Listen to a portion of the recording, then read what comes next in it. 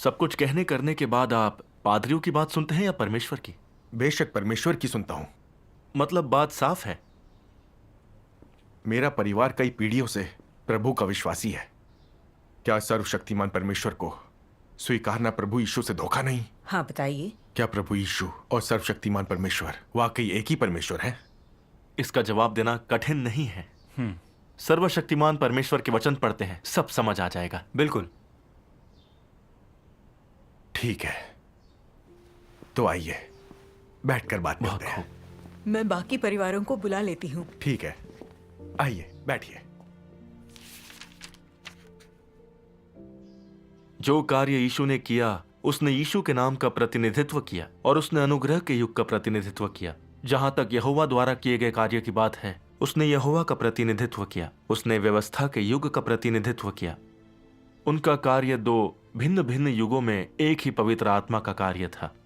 यद्यपि उन्हें दो भिन्न भिन्न नामों से बुलाया गया, फिर भी ये एक ही पवित्र आत्मा था जिसने कार्य के दोनों चरण संपन्न किए। और जो कार्य किया जाना था वो सतत था।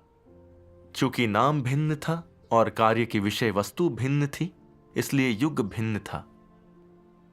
जब यहोवा आया तो वो यहोवा का युग था, और जब यीशु आया तो वो यीशु का युग था।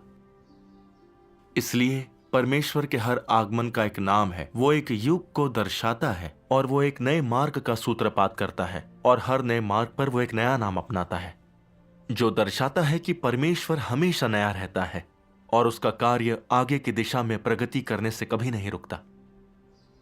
यहोवा के कार्य से लेकर यीशु के कार्य तक, और यीशु के कार्य से लेकर इस वर्तमान चरण तक, ये तीन चरण परमेश्वर के प्रबंधन के पूर्ण विस्तार को एक सतत सूत्र में पिरोते हैं, और वे सब एक ही पवित्र आत्मा का कार्य है।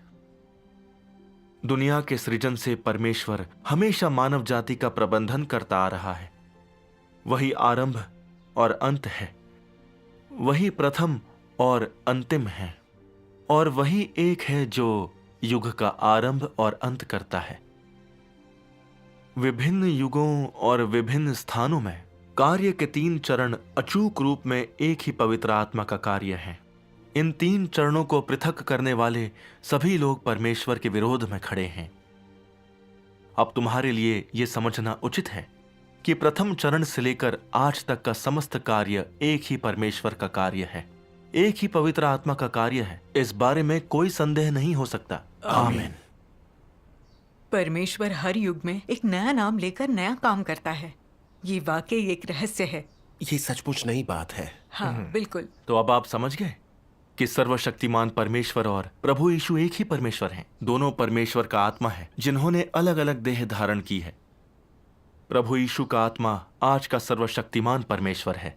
उनके शरीर अलग अलग हैं, लेकिन आत्मा एक ही है, परमेश्वर एक है।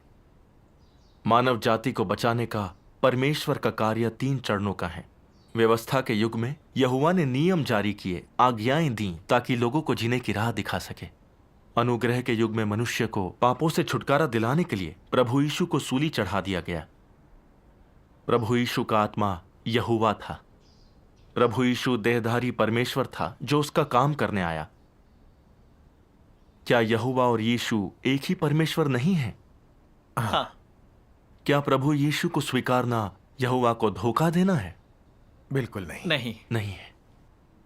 तो हम मान सकते हैं कि व्यवस्था के युग और अनुग्रह के युग में किया गया काम एक ही परमेश्वर का था। प्रभु यीशु ने भविष्यवाणी की थी कि वो अंत के दिनों में लौटेगा। ये सत्य के परमेश्वर का प्रकट होकर कार्य करना है ताकि हमें सत्य में प्रवेश करा सके। और अब सर्वशक्तिमान परमेश्वर आ चुका है। उसने सत्य के लाखों वचन व्यक्त किए हैं और अंत के दिनों में न्याय का कार्य कर रहा है। सर्वशक्तिमान परमेश्वर सत्य के परमेश्वर का प्रकटन है। आमीन। तो सर्वशक्तिमान परमेश्वर और प्रभु यीशु क्या एक ही परमेश्वर नहीं है? बिल्कुल।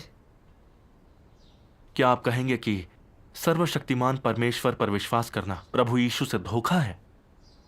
ऐसा नहीं है। नहीं। ऐसा नहीं है। व्यवस्था के युग से लेकर अनुग्रह के युग तक और अब राज्य के युग में एक ही परमेश्वर कार्य कर रहा है। यहोवा, यीशु और सर्वशक्तिमान परमेश्वर एक ही परमेश्वर है। परमेश्वर का नाम बदला है, लेकिन उसका आत्मा एक ही है।